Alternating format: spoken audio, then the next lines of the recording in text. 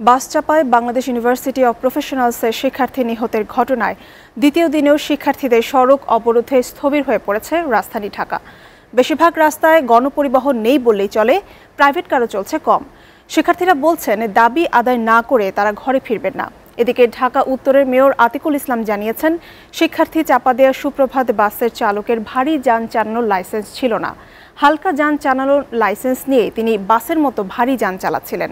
বিস্তারিত জানাচ্ছেন আঞ্জাম খালেক।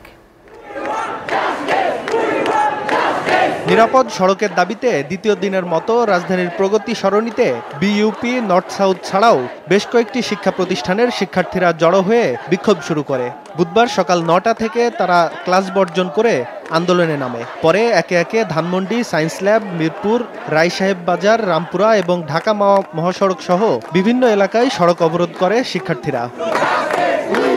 দাবি আদায় না হওয়া পর্যন্ত বিক্ষোভকারীরা আন্দোলন চালিয়ে যাওয়ার ঘোষণা দেন।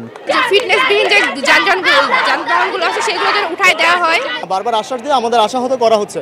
তো আমরা এখন যেটা দাবি করছি, আমরা যতদিন না আমরা বাস্তবায়নের কোনো একটা লক্ষ্য না দেখব ততদিন পর্যন্ত আমরা রাজপথ ছাড়ার আমাদের কোনো ইচ্ছা নেই। আমরা 8 দফা দাবি জানিয়েছি, ওটা পূরণ করতে হবে আর আমাদের নিরাপত্তা নিশ্চিত করতে হবে। আমরা কতদিন হাতে জীবন নিয়ে রাস্তায় চলাচল করব? যে ড্রাইভার এই দুর্ঘটনা ঘটাইছে তার ফাঁসি না হওয়া পর্যন্ত আমরা রাজপথ ছাড়ব না। ডাইরেক্ট অ্যাকশন চাচ্ছি, আমাদের অ্যাকশন না দেখা পর্যন্ত আমরা এখান থেকে নড়ব না। দুপুরে ঢাকা উত্তর সিটি কর্পোরেশনের মেয়র আতিকুল ইসলাম, ডিএমপি কমিশনার আসাদুজ্জামান মিয়া সহ নেতৃবৃন্দরা প্রগতি সরণিতে শিক্ষার্থীদের দাবি মেনে ফুটওভার ব্রিজ এর ভিত্তিপ্রস্তর স্থাপন করেন। পরে মেয়র শিক্ষার্থীদের আন্দোলন বন্ধ করার আহ্বান জানান। যে বাসটি যে গতকাল চলছিল, আমি দেখেছি যে ড্রাইভার যে চালাচ্ছিল সেই ড্রাইভারের লাইসেন্স হলো লাইট ভেহিকেল দিয়ে তারা কিভাবে হেভি ভেহিকেল চালাতে পারে এটিও কিন্তু আমাদের দেখার বিষয় আছে। প্রত্যেকটি ইউনিভার্সিটি থেকে 2 জন করে প্রতিনিধি এসে একটি ছাত্র কাউন্সিল করে আমার ডিএনসিসি অফিসে আসবে। আমাদের টোটাল সিস্টেমটা কি অবস্থায় আছে তাদেরকে আমরা আপডেট করতে চাই। এ সময় ডিএমপি কমিশনার বলেন, সুপ্রভাত পরিবহনের সব বাসের সার্ভিস বন্ধ রাখা হয়েছে। দুর্ঘটনা কবলিত বাসটির রুট পারমিটও বাতিল করা হয়েছে।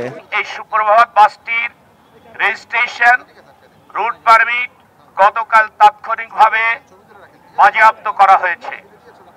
ঢাকা মহানগরীতে এই সুপ্রভাত বাস চলাচল নিষিদ্ধ ঘোষণা করা হয়েছে। পরে শিক্ষার্থীদের শান্ত করতে গিয়ে বিক্ষোভকারীদের তোপের মুখে পড়ে পুলিশ পাহারায় স্থান ত্যাগ করেন তারা। আঞ্জাম খালেক, এসএ টিভি, ঢাকা।